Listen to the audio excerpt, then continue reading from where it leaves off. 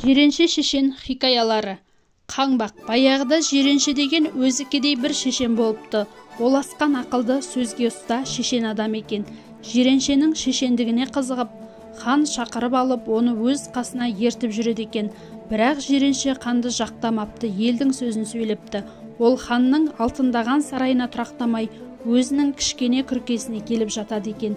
Үйі өте кішкентай болса керек, киізі қырық жамау, күркесіне келіп, қайран менің өз үйім, кең сарайым, боз үйім деп керілгенде жиреншенің екі аяғы тізесіне дейін күркеден шығып жатады екен. Бір күні хан нөкерлерін ертіп серуенге аттаныпты. Еріккен ханға ермек керек. Хан жиреншені шақыртып алып ертіп шығыпты. Хан сампылдап әңгімені соғып келеді. Күн желтеңдеу болса керек. Бір адырдан аса бергенде ханның алдынан жел қуған бір түп қаңбақ домалап ұшып бара жатады.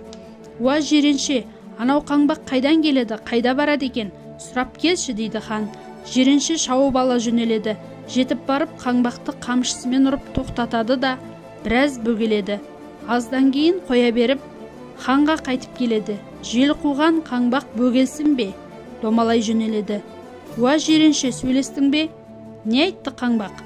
Қайдан келеді екен, қайда барады екен дәлегейленіп, дейді хан. Сөйлестім тақсыр, сөгіп салды өзімді, деп жауап береді жиренше. Ал айт, қаңбақтың не дегенін? Тақсыр, соны сұрап не қыласың? Жел өтінен шықтым, ығына қарай ығып барам, желге ұшам, сайға қонам. Оның несін сұрайсың, білмеуші ме едіңдер? Ұшарымды жел біледі, қонарымды сай біледі. Осыны сұрата жіберген хан ақымақ па, сұрай келген сен ақымақ па? Деді де қаңбақ ұша жөнеледі, деді тақсыр.